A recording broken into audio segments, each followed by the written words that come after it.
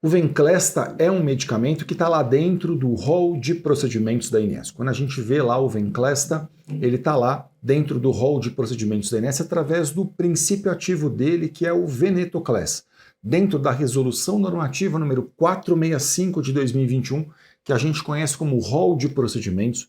Quando eu acesso o anexo 2 dessa resolução, eu percebo ali Venetoclax Venclesta como sendo um medicamento cuja cobertura é obrigatória. Mas a ANS estabeleceu algumas condições que um paciente deve preencher a fim de que ele possa acessar esse tratamento. E no final de contas, que condições são essas? Será que existe algum descompasso entre essas condições e a lei dos planos de saúde? Eu sou Elton Fernandes, eu sou advogado especialista em plano de saúde, professor de pós-graduação em importantes instituições da área e autor de livro jurídico. Hoje eu vou tentar desmistificar um pouco para vocês sobre as regras do setor dos planos de saúde.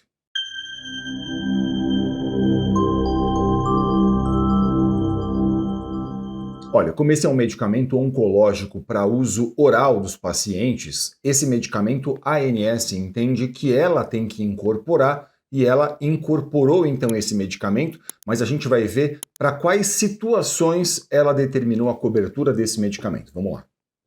O medicamento Venetoclax possui então incorporação pela ANS nos seguintes casos. No caso de leucemia mieloide aguda, ele está indicado em combinação com um agente hipometilante ou em combinação com citarabina em baixa dose, para o tratamento de pacientes recém-diagnosticados com LMA e que são elegíveis para uma quimioterapia intensiva. No caso de leucemia linfocítica crônica, possui indicação em combinação com rituximab para o tratamento da leucemia linfocítica crônica, LLC, em pacientes que tenham recebido pelo menos uma terapia prévia. Também existe recomendação para os casos de leucemia linfocítica crônica. Nesse caso, a indicação se dá em combinação com obinutuzumab para pacientes adultos com leucemia linfocítica crônica em primeira linha de tratamento. Olha, essa então é a regra da ANS, a Agência Nacional de Saúde Suplementar. Essa regra está definida dentro do que a gente chama de Resolução Normativa número 465 de 2021. O que faz a ANS? Ela incorporou esse medicamento, como a gente viu, para essas específicas situações, de forma que, se o caso está em acordo com essas situações especificamente, a operadora de plano de saúde, segundo o entendimento da ANS, está obrigada a fazer a autorização. Qual que é o prazo para que a operadora de saúde faça a autorização disso? O prazo é de 10 dias. 10 dias úteis é o prazo que a operadora de saúde deve levar para fazer com que esse medicamento chegue até a casa do paciente, chegue até a casa daquela pessoa que vai fazer a utilização. De forma que, se o caso está em acordo com esta regra da ANS especificamente, se a operadora de saúde recusar, o que seria adequado e ideal seria você fazer uma reclamação dentro da própria ANS. Por quê? Porque a ANS fiscaliza as regras que ela editou. E aí, claro, se está em acordo com a regra dela, ela vai ter que fazer a fiscalização disso. Isso pode levar tempo, claro, mas você tem esse direito, essa prerrogativa de fazer isso. Se seu caso não está em acordo com a regra da ANS, aí provavelmente não me parece que a ANS vai tomar algum partido disso ou vai botar a mão nesse tipo de questão. Claro, você tem toda a possibilidade ainda de fazer a reclamação, mas aqui é importante dizer, numa situação como essa, o que eu considero mesmo adequado é que você converse com um advogado especialista em plano de saúde. E por que eu acho importante que você faça isso? Porque, veja, a lei dos planos de saúde atualmente, a lei 9656 de 98, ela diz que mesmo que um tratamento prescrito ao paciente não esteja em acordo com a regra da ANS, com esse rol de procedimentos da ANS, o tratamento deve ser autorizado se ele estiver em acordo com a ciência.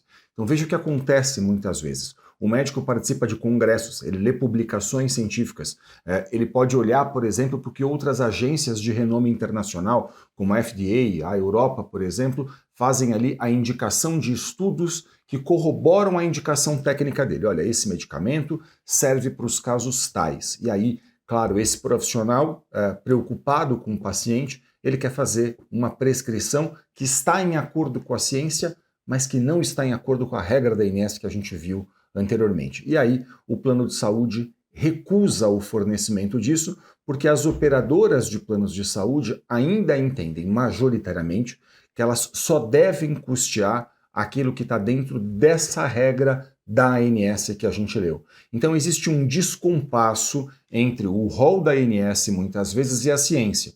E existe um descompasso também porque a operadora de plano de saúde, ao invés de cumprir a lei, ela cumpre exclusivamente o critério que está dentro desse rol de procedimentos da ANS que a gente leu. E aí? O que fazer numa situação como essa?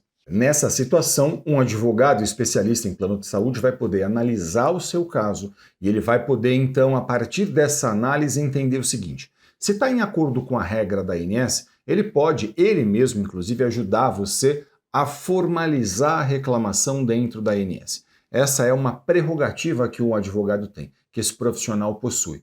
E aí, claro, se não estiver em acordo com a regra da ANS, ele vai ter que entender o caso, analisar se é, por exemplo, a situação de mover eventualmente uma ação judicial contra esse plano de saúde, a fim de buscar no Poder Judiciário a cobertura desse tipo de tratamento. Okay? Então, essa é uma possibilidade que o advogado possui. E claro, você deve estar perguntando, mas será que se eu tiver, por exemplo, que mover uma ação, como é que isso funciona, né? Como é que seria isso na prática? Isso não vai levar muito tempo? Deixa eu explicar um pouquinho para vocês essa questão. Olha, a ação judicial é um procedimento. Esse procedimento, por exemplo, ele pode ser feito com um pedido de liminar.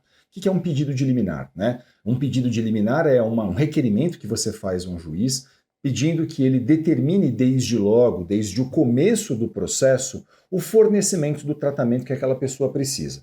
Então, por exemplo, se você demonstra para um juiz que existe um direito e uma urgência, o que o juiz pode fazer? Ele pode determinar desde logo o fornecimento daquilo que você está fazendo o pedido. Então, ele olha para o caso, ele sabe que um processo vai ser longo, e bem porque o juiz sabe que um processo vai ser longo, muitas vezes ele vai poder dizer o quê? Olha, estou entendendo que nesse caso, esse beneficiário aqui ele não pode esperar o final do processo para poder usufruir desse direito. Então, entendendo que existe direito e que existe urgência, ele pode, então, determinar essa liminar. Ele pode conceder essa ordem liminar a fim de que a pessoa possa usufruir desse direito logo no começo do processo. Ele pode fazer isso a qualquer momento. A qualquer momento da ação judicial, mas é mais comum, por exemplo, que haja essa análise desde logo, desde o começo, a fim de que, demonstrando que existe direito, demonstrando que existe urgência, que seu caso está em acordo com a lei, que o relatório médico faz a indicação clara de que há uma urgência, de que o caso está em acordo com a ciência, por exemplo, ele possa, então, fazer a determinação disso. E note, esse processo hoje, em todo o Brasil, é inteiramente eletrônico.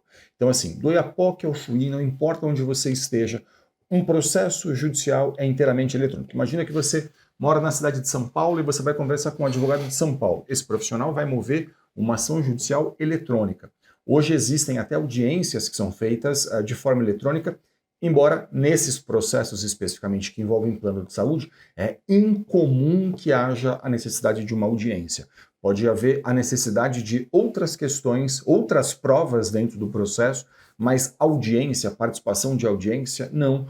Em geral, isso não é feito, mas, claro, é sempre muito importante que você converse com um profissional especialista em plano de saúde, a fim de que esse profissional possa analisar as particularidades do seu caso, entender se cabe ou não, qual o caminho vai percorrer, se entender que cabe, e esse profissional vai poder orientar você em acordo com as especificidades do seu caso. Você vai poder dizer para mim eventualmente, mas eu não conheço ninguém que seja especialista nisso. Veja, deixa eu falar uma coisa para vocês. Hoje, essa consulta com o seu advogado pode ser feita até de forma online. E eu tenho muito orgulho de dizer para vocês que em todo o Brasil, nas pós-graduações em que eu leciono, a gente forma profissionais cada vez mais capacitados, especialistas nisso, capazes de olhar profissionalmente para uma questão como essa, capazes de fazer uma análise cuidadosa de um caso, a fim de poder entender quais são as possibilidades que a gente tem, quais são os caminhos que vão ser percorridos. Então, se você não conhece um profissional aí da sua cidade, por exemplo, você pode buscar isso pela internet, fazer isso online com um profissional, não tem problema nenhum, até porque, como eu mencionei para vocês, um processo que eventualmente tenha que ser movido um processo, essa ação será eletrônica, tudo correrá eletronicamente. Então, não importa se você está numa cidade e seu advogado está na outra cidade, se você está num estado e seu advogado está muito distante de você, porque tudo isso pode ser feito hoje de forma online, e eu tenho muito orgulho de poder dizer que em todo o Brasil a gente forma nas pós-graduações em que eu leciono profissionais muitíssimo capacitados para lidar com esse tipo de questão. Então, eu sugiro muito que você converse sempre com profissionais especialistas nesse tema. Eu espero que esse vídeo tenha sido útil a você. Muito obrigado pela sua audiência. Se ficou qualquer dúvida, deixe um comentário aqui no canal. Para a gente é sempre um grande prazer poder ajudar, interagir, tirar dúvidas e, claro, não deixe de acompanhar a gente nas redes sociais. Muito sucesso para você e saúde. Até o próximo vídeo.